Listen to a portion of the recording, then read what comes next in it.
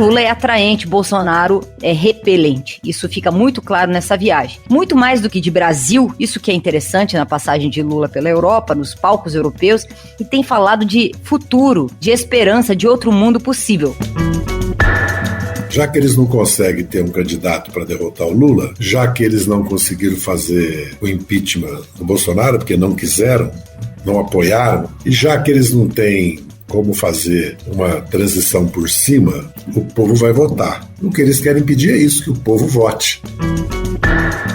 A classe trabalhadora, principalmente em países periféricos, coloniais, com passado escravocrata, é uma classe trabalhadora, em geral, negra. Ou seja, aqui o racismo não é um problema de discriminação só cultural, né?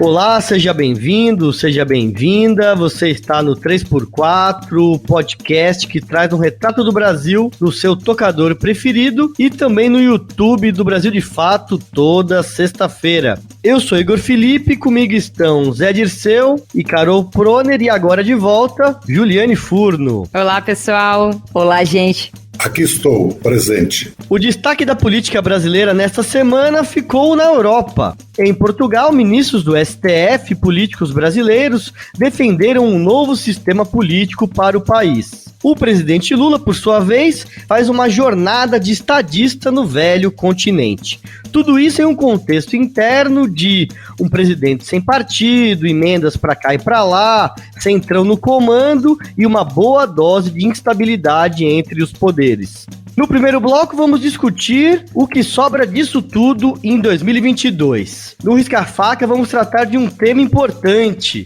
a forma como a esquerda brasileira trata a questão racial no contexto do Dia da Consciência Negra, em 20 de novembro. Vem com a gente? Bora lá! O encontro de Luiz Inácio Lula da Silva, do PT, com o presidente francês Emmanuel Macron no último dia 17 foi um divisor de águas na cobertura da mídia comercial brasileira sobre a turnê do petista pela Europa. Recebido como chefe de Estado na França, o ex-presidente e pré-candidato do Partido dos Trabalhadores em 2022 deixou de ser ignorado pelos meios de comunicação de grande alcance em seu país. A mudança reflete o destaque que a imprensa mundial vem dando à agenda de Lula na Bélgica, na França e na Alemanha. Aplaudido de pé durante evento no Parlamento Europeu no início da semana, o petista tem buscado dissociar a imagem do Brasil do grupo que atualmente controla o poder executivo. Apesar de tudo, digo com total convicção, o Brasil tem jeito. Sei disso porque num passado muito recente, nós fomos capazes de reconstruir e transformar o país e temos plena capacidade de reconstruí-lo outra vez. Da mesma forma que acredito que o Brasil tem jeito, acredito que o mundo tem jeito. Mas o fato é que é interessante, você no presidencialismo também não pode governar sem um Congresso Nacional. Você tem que ter o Congresso Nacional ao seu lado. Porque você, presidente da República, manda projetos de lei, manda projetos de emenda à Constituição, edita as medidas provisórias que devem ser convertidas em lei num prazo X, num prazo de 120 dias. Então você depende do Congresso Nacional para governar. Ou seja, diferentemente de uma visão muito centralizadora que a cultura política brasileira tem, de que o presidente da República tudo pode, ele pode se governar juntamente com o Legislativo. Essa semana, o ex-presidente Lula está na Europa dialogando com autoridades políticas e chefes de Estado em um movimento para reconquistar a confiança internacional no Brasil. Em Portugal, lideranças políticas de diversos espectros ideológicos que atuam no Congresso Nacional, no Poder Judiciário e no governo federal participam de um seminário. No evento organizado pelo Instituto Brasiliense de Direito Público, IDP, fundado pelo ministro do STF Gilmar Mendes, a bola da vez foi o semipresidencialismo, como proposta para enfrentar a crise do sistema político brasileiro. Essas movimentações, as possibilidades de mudança no nosso sistema e o que vem pela frente na disputa de narrativa ante a campanha eleitoral são os assuntos do nosso primeiro bloco. Carol, a gente vê que de um lado, o potencial presidente da República do Brasil, Lula, a partir de janeiro de 2023, é recebido como estadista na Europa. E de outro, ressurge o debate sobre um novo sistema de governo em que o presidente eleito perde poder. Como é que você vê essa contradição? Bom, Igor, eu nunca pensei que diria isso, mas eu quero começar concordando com a jornalista Eliane Cantanhede e com toda a ênfase que ela dá, não só com o que ela diz, mas toda a ênfase na comparação das turnês, como ela chama, de Bolsonaro e de Lula. Ela lembra vocês percebem que é bastante impactante, ela lembra da passagem de Bolsonaro pela ONU, ela que é uma das porta-vozes da Globo, deu destaque à falta de conversas bilaterais com líderes do mundo, queixou-se que Bolsonaro ficou comendo pizza na calçada. Depois lembrou do G20, que Bolsonaro não conhecia nenhum dos interlocutores, que passou em branco a passagem do Brasil pelo G20, e depois que sequer compareceu à COP26. E aí ela fala, e olha o oposto, o presidente Lula, numa rápida passagem pela Europa, se comporta como um estadista. Eu nunca pensei que eu veria desta jornalista estas palavras, né? É recebido no Parlamento Europeu, aplaudido de pé, é recebido com honras de estadista pelo presidente Macron, símbolo da democracia e parceiro histórico do Brasil e, portanto, faz um reconhecimento dos fatos, em última instância, né? E ainda usa a expressão que Bolsonaro é um fiasco e que a diferença é acachapante, como ela diz, né? Então, de fato, a habilidade de Lula no cumprimento dessa agenda na Europa, que hoje está na Espanha, provavelmente terá importantes agendas ainda em território espanhol, depois pretende ir a Portugal antes de voltar para o Brasil, é algo que talvez nem mesmo a esquerda pudesse calcular o tamanho dessa agenda. Nós conversávamos isso semana passada. Lula é atraente, Bolsonaro é repelente. Isso fica muito claro nessa viagem. Muito mais do que de Brasil, isso que é interessante na passagem de Lula pela Europa, nos palcos europeus, e tem falado de futuro, de esperança, de outro mundo possível. Um mundo plural, solidário, cooperativo, humanista e justo. Isso contrasta muito com os tempos atuais em que, como disse o escritor polonês Bauman, é um dos últimos livros que escreveu, já depois de ter falecido é que publicaram, né? O Retrotopia. Vivemos o fim das utopias. Estamos contaminados por uma ideia de passado idealizado, idílico, etc. Lula devolve uma mirada para frente, uma mirada para o futuro. E isso não é pouco. Isso em nível internacional, né? Ele fala da Europa, mexe com o imaginário europeu quando lembra que há pouco tempo a Europa foi capaz de superar os ódios produzidos pela guerra e pelas intolerâncias e que é capaz de trabalhar pela paz. Isso é muito importante no momento em que também forças de extrema-direita se movem com bastante determinação na Europa, né? E lembremos, estamos em 2021, mas em 2018, 2019, o nome do presidente Lula estava assim numa espécie de limbo, embalado nesse discurso lavajatista da perseguição implacável que sofreu na justiça brasileira. Ser recebido como foi, com honras de chefe de Estado por Emmanuel Macron, depois de todo tipo de perseguição e discriminação sociocultural e econômica pela simplicidade de suas origens, política e judicial, e ele tem sido reconhecido como o mais destacado preso político nos tempos do lawfare, não é pouco. Então, o contraste com os demais representantes brasileiros que circularam ali nos mesmos dias, estão circulando, você mencionou o fórum do IDP em Lisboa, é muito contrastante. Eu acho que hoje nós vamos falar sobre semipresidencialismo, essa fórmula de direito constitucional comparado que tende a resolver os problemas políticos do país, defendida por Arthur Lira, né, e por também setores do poder judiciário. No mínimo, temos que desconfiar, né? Zé, 3 ministros do STF, o Barroso, o Toffoli e o Gilmar Mendes, defenderam a tese do semipresidencialismo, assim como o ex-presidente Michel Temer, que a gente sabe que é uma raposa velha, né? Como é que você interpreta as intenções de quem está levantando essa bola agora? E se pudesse também falar sobre como é que essa proposta do semipresidencialismo, que é uma forma de fazer uma reforma política, né? Mas mudando o regime de governo, né? Antes, posso dar um pitaco na viagem do Lula? Claro, microfone aberto. O Lula retoma o fio da história, né, da nossa política externa, desde a Operação Pan-Americana do Juscelino, a política externa do Jânio e do Jango, pragmatismo responsável do governo militar ditatorial de Geisel, e particularmente a própria política do governo dele, né? Num mundo em transformação, em mudança, em reequilíbrio, onde cada nação vai construir um bloco e vai procurar ter um lugar numa nova ordem internacional que eu acredito que vai surgir e que seja uma ordem que replique um pouco a COP26 no seu sentido de governança mundial para enfrentar os grandes problemas. E a Carol destacou muito bem, o discurso do Lula é de futuro. Ele foi falar da transição climática, foi falar da transição energética, foi falar de uma nova ordem econômica, política, internacional. É muito importante isso. Bem, nós estamos assistindo o de sempre, né? Já que eles não conseguem ter um candidato para derrotar o Lula, já que eles não conseguiram fazer o impeachment do Bolsonaro, porque não quiseram, não apoiaram o impeachment, e já que eles não têm como fazer uma transição por cima, o povo vai votar. O que eles querem impedir é isso, que o povo vote. E quando o povo vota, eles querem eleger um presidente sem poderes. Isso é por isso que impuseram o parlamentarismo ao Jango Goulart, depois da crise de 61, e acabaram com as eleições diretas durante 21 anos. Não, 21 anos não, 28 anos. 25 anos, até 89, né? Para presidente da República e para governador até 82, né?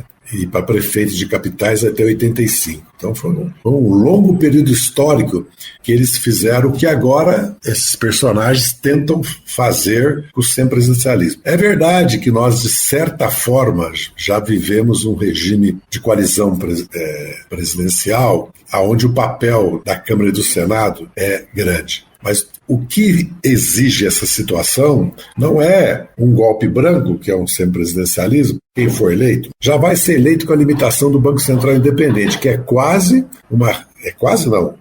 uma retirada de poderes do parlamento. Quer dizer, o próprio parlamento e o próprio presidente, quer dizer, o Bolsonaro e esse parlamento, entregaram para uma burocracia técnica que representa o sistema bancário e financeiro, certo? O poder de traçar a política cambial, que não era deles, era do Conselho Monetário Nacional, e a política monetária e, portanto, a política de crédito fiscal. Como eles estão esvaziando os bancos públicos e as estatais, privatizando, o país vai perdendo os instrumentos do desenvolvimento nacional soberano e autônomo. Qual é a nossa resposta? A reforma política. Nós precisamos de uma reforma política. Eu escrevi sobre isso semana passada, né? Ou a semana retrasada, né? Escrevi sobre isso. Nós temos que impor a fidelidade partidária, manter o financiamento público, proibindo o privado de eleições, manter o fundo eleitoral, retomar a fidelidade partidária, manter o fim das coligações e mudar o sistema eleitoral, para um sistema distrital misto, em lista, aberta ou fechada, e rever os poderes do Senado. E particularmente, principalmente, pôr fim ao mínimo de 8, máximo de 70 deputados, que é uma distorção da representatividade da nação, que só existe no Brasil. Câmara dos Deputados em qualquer país do mundo, cada eleitor um voto. Então o Acre tem um deputado. O Senado é que defende o Acre, porque 14 estados com 25% do eleitorado faz maioria, né, no Senado, 42 senadores, né? Porque é 3 por estado, votação majoritária. Só que o Senado é a Câmara Alta Revisora, tem iniciativa, é Câmara, porque tem iniciativa legislativa, e tem poderes que a Câmara dos Deputados não tem. Só para citar o Banco Central, ou o Procurador-Geral da República, ou os embaixadores, ou agências reguladoras, né? Nomeia os juízes dos tribunais superiores, julga o presidente da República depois da autorização da Câmara, julga os ministros dos tribunais superiores, autoriza a dívida pública e os créditos interno e externo, os empréstimos do município, Estado, União, e por aí vai, né? O Senado tem superpoder. Acho que a nossa resposta, evidentemente, é não aceitar essa proposta sem presidencialismo. Eles querem evitar que o povo vote. Nós estamos assistindo um filme de novo, né? Esse filme nós já vimos várias vezes no Brasil, né? E quando o Michel Temer entra, vamos levar a sério. E também o Gilmar Mendes, porque ele é o ministro do Supremo Tribunal Federal, e os ministros, e aliás, havia pelo menos 3, 4 ministros lá, se não me engano. Quero até fazer um comentário muito rapidamente sobre o que o Zé está falando, concordando com ele totalmente. Essa tentativa de formular um modelo importado da Europa como se na Europa tudo estivesse bem, estivesse dando certo. E, por outro lado, os líderes dessa ideia de importação absolutamente artificial é que estão deixando esse assunto preocupante.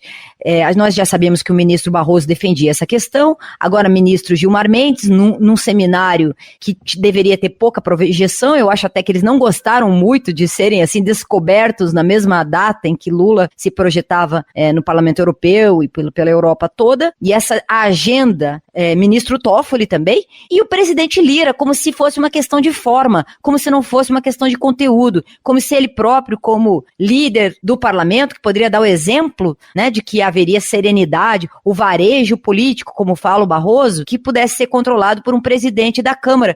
Carol, na verdade, já sintetizou, mas explicar um pouco quando a gente fala em semipresidencialismo, mesmo em parlamentarismo, um pouco o que isso significa, assim, qual é um pouco o pulo do gato que está se processando aqui, né? Porque não a proposta é muito pior do que um parlamentarismo, não é isso que está colocado em questão, porque, veja, nesse sistema de parlamentarismo, né, o povo, em geral, elege um parlamento, como a Carol falou, de forma consciente de que esses deputados, eles vão formar um governo, e com todas as dificuldades que significa isso, inclusive processos que se processam várias eleições, como foi recentemente na Espanha. Isso torna, né, o papel dos partidos, inclusive o choque entre projetos políticos, um papel que explicita muito mais posições divergentes. O que está sendo proposto é um rebaixamento muito mais substancial do que esse projeto, porque a proposta do semipresidencialismo é que o presidente eleito, na verdade, ele terceirize, né, o governo pro Congresso Nacional através ali da escolha de um primeiro-ministro que vai exercer funções que hoje são de responsabilidade do Poder Executivo, para quem a gente, né, Poder Popular Soberano, delegou o seu voto. Então, nesse caso, como a Carol bem fez referência, a diferença entre forma e conteúdo é um modelo que serve para empoderar, né, ainda mais os partidos bastante fisiológicos ali da direita que controla o legislativo, criando o que também o presidente do PSOL, Juliano, falou recentemente numa coluna no IRI, que é o que seria um verdadeiro império do centrão. Como é que você vê essa proposta do semipresidencialismo e a possibilidade da sociedade se expressar a partir de um modelo na qual o poder se encastela mais ainda no Congresso Nacional e menos a partir do modelo que vigente atualmente, que já é de pouca participação política?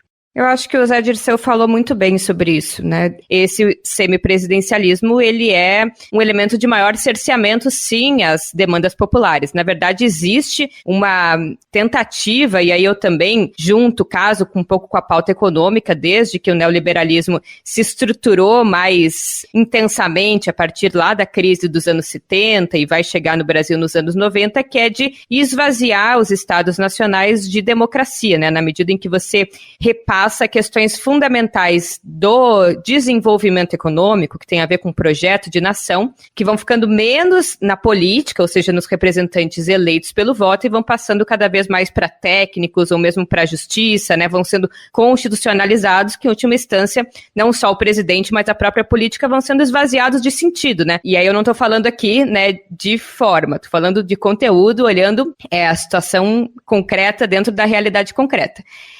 Nesse momento em que esta proposta de semipresidencialismo se apresenta claramente com conteúdo de arrefecimento do processo de impeachment, num momento de consolidação da preferência eleitoral pelo Lula, né, nas pesquisas eleitorais, e dessas formas mais brandas, né, e mais permanentes de restrição da democracia, neste momento, e levando em consideração a cultura política brasileira, né, que é uma cultura presidencialista, né, bastante centrada na figura do presidente da República, o semipresidencialismo enfraquece o poder de pressão das organizações sociais, né, enfraquece ainda mais, estreita ainda mais os canais de participação e pressão social, porque, veja, toda a reivindicação popular, né, que não for de interesse de resolução ali do bloco do governo, porque encara conflitos ou, né, com a sua base de apoio dentro ou com a sua base de apoio fora do Congresso, ela pode ser também rapidamente jogada um para o outro, né? Vira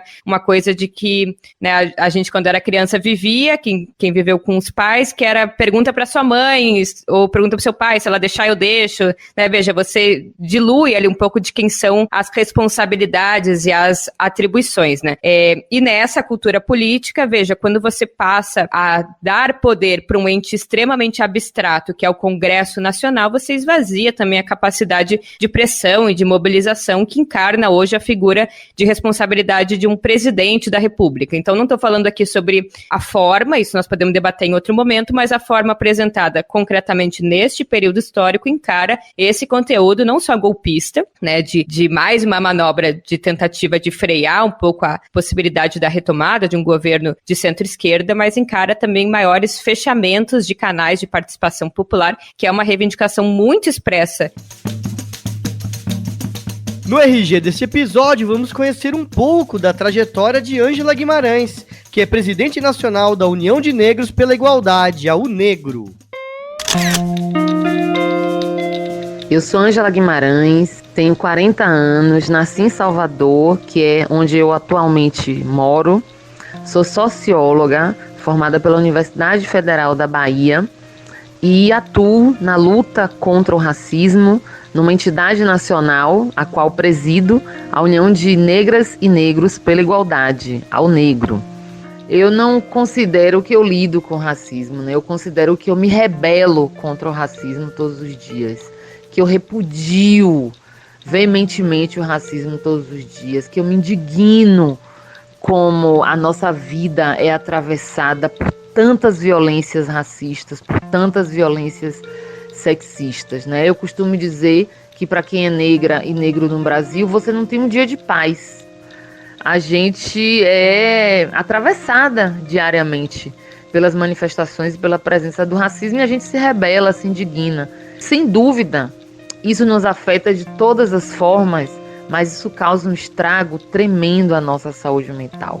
Porque viver numa sociedade racista é ser obrigada a estar sempre alerta. Nas ações mais cotidianas, como acordar todos os dias, sair para fazer um exercício, você tem que estar alerta, porque você pode ser abordada a qualquer momento, né? Pela polícia, pela Guarda Civil Municipal.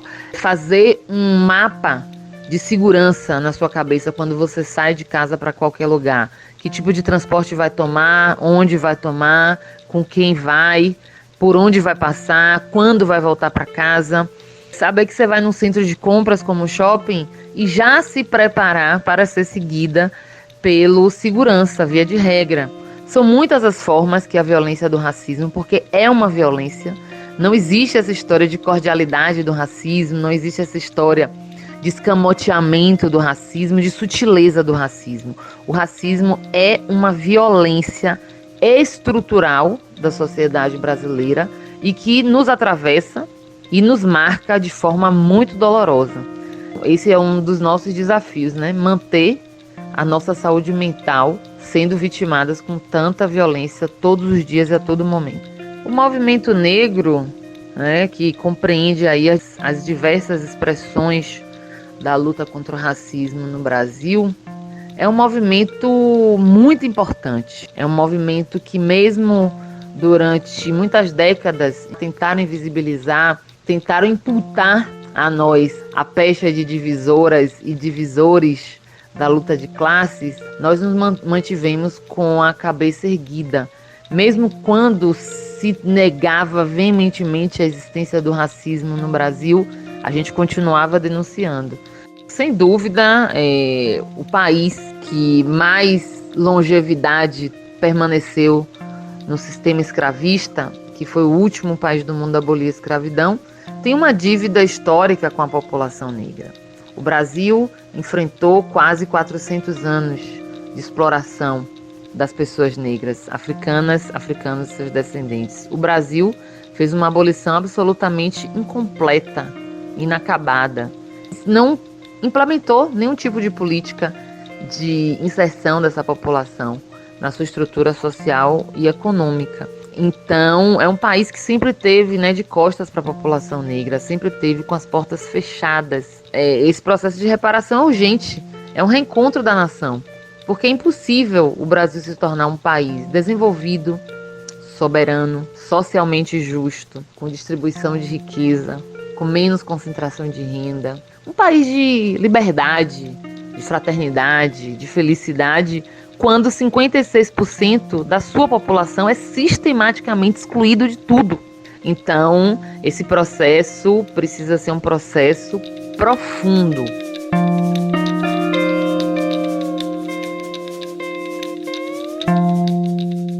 Para entrar em contato com a Ângela e acompanhar o trabalho dela, o arroba é Ângela Guimarães 65 e o da organização é @onegrobrasil.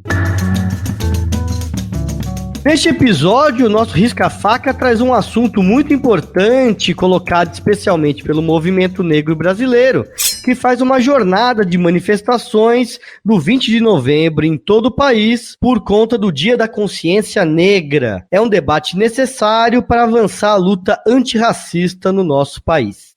Douglas Belchior, que é coordenador da UNEAFRO Brasil e membro da Coalizão Negra por Direitos. E aí, pessoal do 3x4, beleza? Satisfação participar com vocês aqui desse quadro Risca-Faca. Quero deixar uma pergunta para vocês. Como é que vocês percebem o debate sobre igualdade racial, justiça racial, o debate sobre racismo no campo das esquerdas? Historicamente, a gente tem muita dificuldade em colocar esse debate no campo da esquerda. Esse tema se tornou um tema não mais possível de ser ignorado, né? Mesmo eu, na minha vivência enquanto militante, vivi momentos distintos em que esse assunto, durante um tempo, foi absolutamente ignorado, em outros momentos, mais ou menos considerados, e nesse momento é necessário e há uma força social que acaba forçando que as estruturas partidárias, os movimentos sociais e a esquerda também seja quase que obrigada a tratar dela, que não possa mais discutir política nacional, conjuntura nacional, temas da sociedade sem considerar a questão racial. Queria saber o balanço de vocês em relação a isso, se vocês acham que isso avançou, que não avançou, se há uma sensibilidade maior agora do que sempre houve, ou se não, se sempre foi uma crítica vazia por parte do movimento, se houve em algum momento sentido na crítica que o movimento negro faz às esquerdas, por eventualmente não considerarem esse um tema importante. Valeu! Muito obrigado, Douglas, pela sua participação no nosso programa. E aí, gente, a esquerda tem tratado a questão racial de forma correspondente à sua importância na história do Brasil e à representatividade dos negros na nossa sociedade?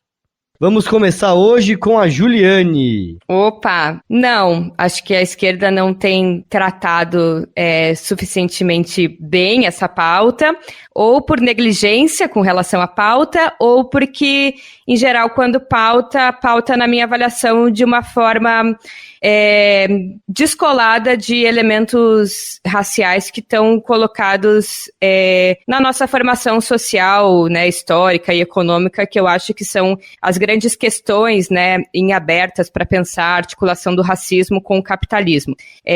Veja, a gente, né, às vezes costuma lidar com as questões vinculadas às identidades, e veja, quando eu falo aqui, né, pautas identitárias ou ligadas às identidades, é porque toda luta, na verdade, é uma luta identitária. A própria luta da classe trabalhadora é também uma luta identitária, pelos trabalhadores se reconhecerem como trabalhadores. Então, na medida em que a gente também relega parte dessas lutas a uma característica identitária e parte a características de luta que tem uma dimensão material, a gente também já está separando coisas que, na verdade, não deveriam ser separadas. Mas todas essas pautas, às vezes, elas são tratadas de forma adicionais. Veja, às vezes é comum, né, a gente ouvir expressões como o povo brasileiro e as mulheres, os negros, os jovens, os não sei quê, os não sei quê, não sei quê. Então a gente dilui e trata a questão racial, e na minha avaliação também a questão patriarcal, junta com uma série de outras questões que são clivagens, né, que são opressões, mas que têm um conteúdo muito menos significativo ou muito menos estrutural no capitalismo e na sociedade de classes, como é o racismo e o patriarcado. Por exemplo, a questão geracional, embora eu seja jovem, posso ter um lugar de fala para falar sobre isso, não é uma questão estrutural, é uma questão que tem um conteúdo importante, deve ter política para isso, mas é muito diferente da constituição do racismo e do patriarcado na sociedade brasileira, que não só produzia um tipo de sociedade, um tipo de capitalismo, mas segue reproduzindo uma lógica de desigualdade. Então eu acho que a esquerda deveria, na minha avaliação, tratar essas questões no bojo de uma luta anticapitalista que é impossível de ser pensada no Brasil, desassociada associando que a classe trabalhadora, principalmente em países periféricos, coloniais, com passado escravocrata, é uma classe trabalhadora, em geral, negra. Ou seja, aqui o racismo não é um problema de discriminação só cultural, né? Veja, quando a gente opera nessa chave, só da questão identitária ou só da questão cultural discriminatória, a gente nega que o racismo, ele opera uma base de uma superestrutura que legitima a desigualdade e a opressão para sustentar um elemento que é a base material do racismo, que é a superexploração do trabalho, que é a profunda desigualdade, a possibilidade do capitalismo extrair ainda mais valor de um contingente da população que pode ser mais explorado, que pode exercer mais trabalho e ser ainda menos pago, que no caso são a população negra e as mulheres em função do trabalho doméstico reprodutivo não remunerado. Então eu acho que essas pautas têm que entrar nessa chave, quer dizer, e isso é uma luta da classe trabalhadora, porque isso Florestan Fernandes já dizia muito bem. O fato de existir um contingente da população que pode ser superexplorado, porque existe uma superestrutura que justifica que os negros possam ganhar menos, não é um problema da população negra, é um problema da classe trabalhadora. Porque se a população negra recebe menos, né, se ela é remunerada abaixo do valor da sua força de trabalho, isso significa que toda a classe trabalhadora pode receber menos, né, o salário médio de todo mundo cai. Então esse é um problema dos trabalhadores brancos também. E aí, Zé, a esquerda tem tratado de forma correspondente a questão racial? Hoje, não só o principal meio de comunicação no Brasil, a Globo, e a mídia em geral, corporativa, abraçou, sequestrou, de certa maneira, a agenda da igualdade de gênero e racial, como também a questão ambiental, ou mesmo a questão democrática e a questão social, em certo sentido, menos intocável modelo econômico de concentração de renda e riqueza. Portanto, como o futuro do Brasil é o de um país cada vez mais negro, mais preto, mais negra, mais preta, né? Um país, população, e também por razões de mercado, né? Por razões próprias do interesse das empresas, isso vai não crescendo, né? Esse ESG é só e a agenda da Globo News, da Globo, das próprias novelas, né? De toda a linguagem, né? Narrativa dos meios de comunicação, e também porque vai haver um setor dos negros e negras, dos pretos e pretas, vão ascender a classe média. Então nós vamos ter uma nova realidade política no Brasil também, né? E os partidos de direita também vão assumir essa agenda, não todos, mas alguns. Por outro lado, nós temos uma dificuldade muito grande de renovar os partidos, sindicatos, tanto com a paridade, né, de gênero, como também quase a paridade, né, porque a metade da população brasileira é negra. Então nós temos aí um desafio muito grande.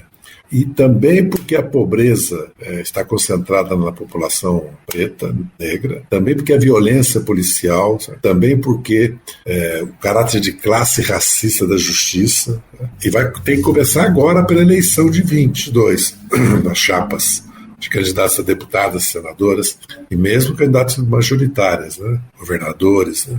É preciso que isso corresponda à realidade, né, da própria militância de esquerda brasileira. Eu acho que avançou nos últimos anos, mas ainda há uma incapacidade, uma incompreensão de enfrentar a questão, que tende a se agravar, porque o desemprego, né, o trabalho precário, a violência policial vem não crescendo, né, e é quase uma barbárie que acontece nas quebradas, nas periferias.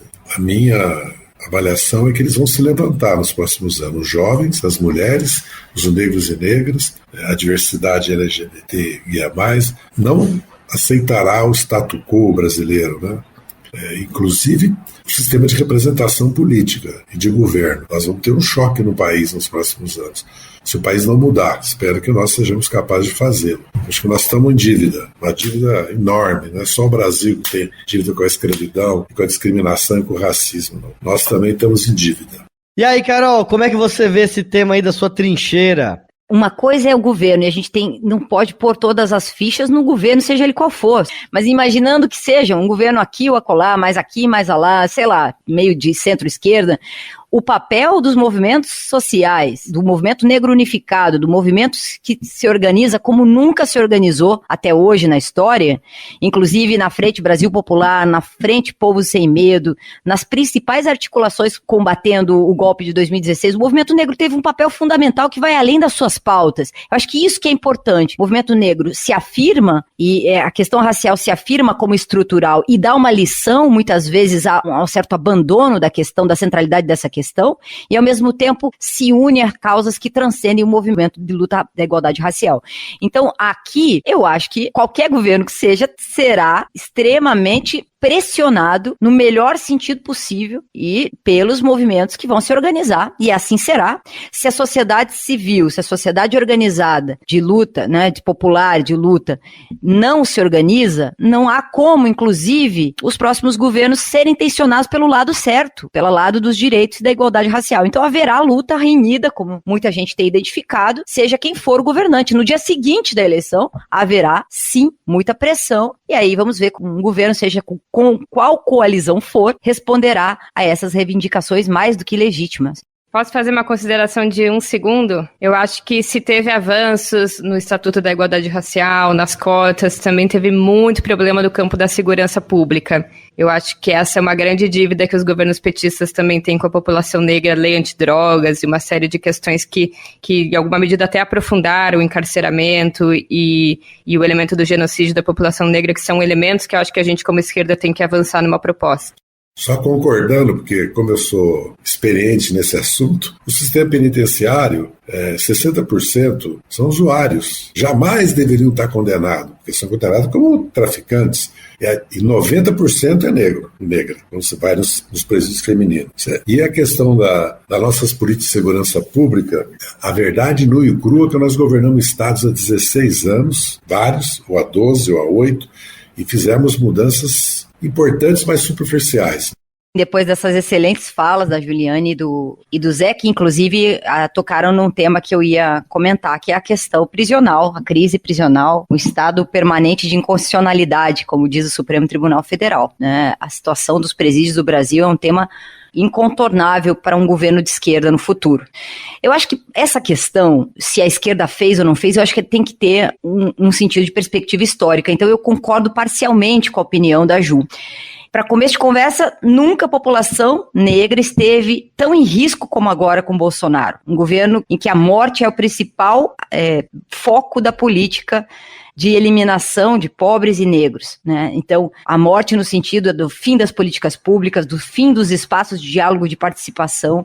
Então, é preciso também observar e tratar esse debate dentro da agenda política de construção de políticas públicas e também de comparação no sentido de retrocessos. É como se a gente retrocedesse tanto, mas que já estivesse lá atrás, quando começamos a retroceder, com boas perspectivas de como aprofundar ou aprimorar políticas públicas que começaram em 2003 e que deram alguns passos, né, os primeiros passos para uma reparação histórica de, efetivamente, 350 anos de escravidão da população negra. Então, em 2019, com o governo Temer, com o golpe de 2016, é impressionante a diluição das políticas públicas de inclusão racial no país, né? Então, a primeira questão que nós temos que ter é essa perspectiva de que retrocedemos muito e quando formos avançar, além do processo de reconstrução, teremos ainda que avançar mais. Tem toda a razão. E Zé, só lembrando e conectando com uma coisa muito importante que você disse, que sejam reivindicações que são legítimas e não cooptadas ou instrumentalizadas por esses novos think tanks aí que estão dando bolsas para cá e para lá, para pessoas carentes que muitas vezes precisam, estudantes, professores, e que muitas vezes, só dou a bolsa se puder tocar essa pauta determinada aqui. A gente começa a desconfiar. Tem muita ingerência em forma de direitos humanos, de ONGs, de think tanks, etc. Então fica de olho nisso. E nós teremos, inclusive, mais um capítulo dessa luta agora, no dia 20 de novembro, quando o movimento negro conduz a luta pelo Fora Bolsonaro, das frentes e da campanha, nessa jornada contra esse presidente, que é marcado muito pelas suas manifestações racistas. E quem quiser mais informações sobre a mobilização, segue aí o @ForaBolsonaroNacional.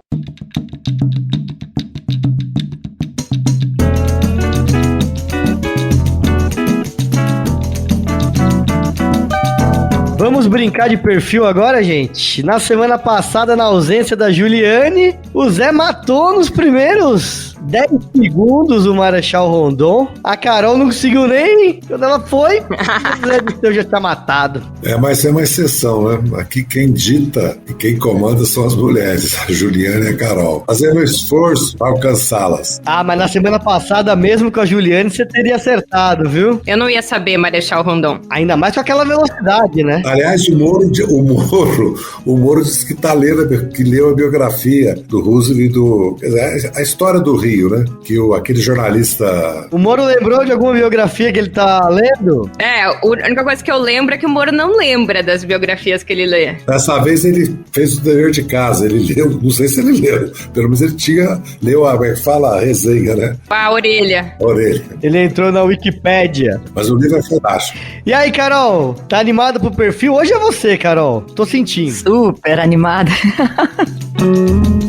Então vamos lá para a primeira dica, gente. Nasceu em 1926, prestem atenção, 1926. Teve mais de 40 livros publicados em diversos países. Baiano, formado em Direito, foi preso durante a ditadura militar e saiu do Brasil. 26, hein, gente? Saiu do Brasil. Celso Furtado, não? Não, esse já fez 100 anos. E esse é paraibano. Fez 100 anos. Acabou de ser publicado o livro, inclusive, de 100 anos dele. Josué... De Castro. Não, esse era geógrafo. Bom, se bem que todo mundo era do direito, né? 40 livros. Não é Jorge Amado. Celso Furtado é... Baiano, aí, gente. Baiano. Baiano, é? Quer chutar mais, Eu tô gostando do espírito. Vocês estão chutando mais, gente. É assim. Que isso? Gente do céu. Nós temos que saber quem é. Vou pra segunda dica, então. Milton Santos. Milton Santos, ela acertou. Quem? O geógrafo. O que você falou, Carol? Eu falei Milton Santos. Ah, não. Sério?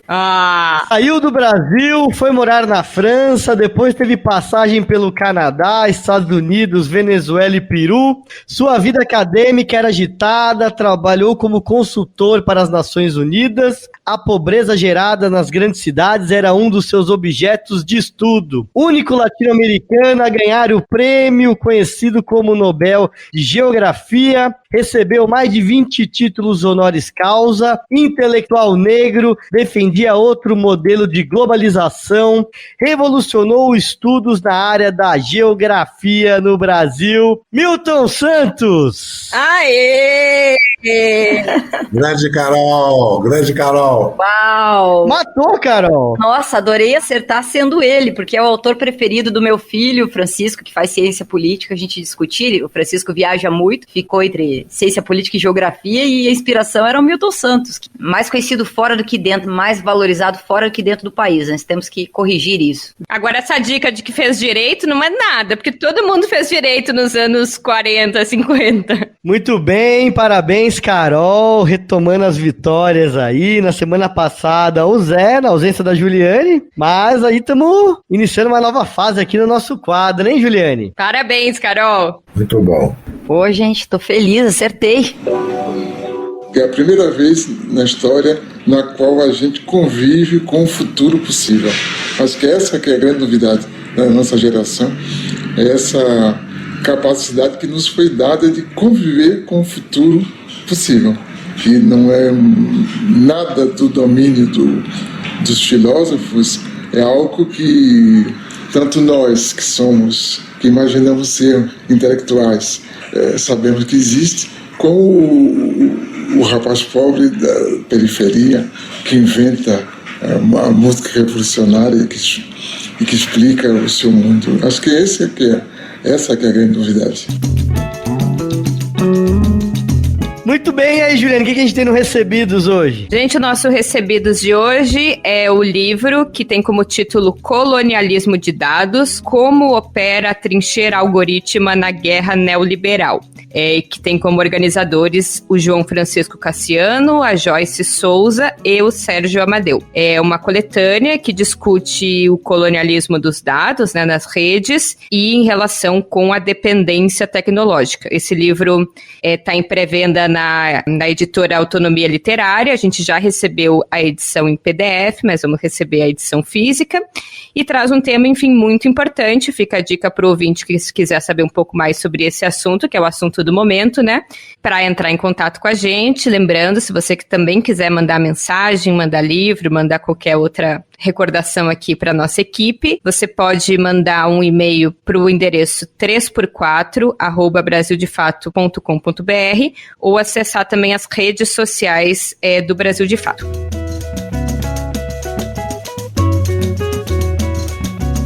Vamos encerrando mais um episódio do podcast 3x4. Até a semana que vem, gente. Até lá. Tchau, gente. Até a semana que vem. Boa semana pra vocês. Eu sou Igor Felipe e esse podcast tem a participação de Zé Dirceu, Carol Proner e Juliane Furno. A direção do podcast é da Ana Flávia Marques, o roteiro é da Cláudia Rocha, a trilha sonora original é da Alejandra Luciani, a edição e sonorização são do Emerson Ramos. No Brasil de Fato, a coordenação de rádio é da Camila Salmásio e a direção de jornalismo é da Nina Fidelis. Até a próxima, gente!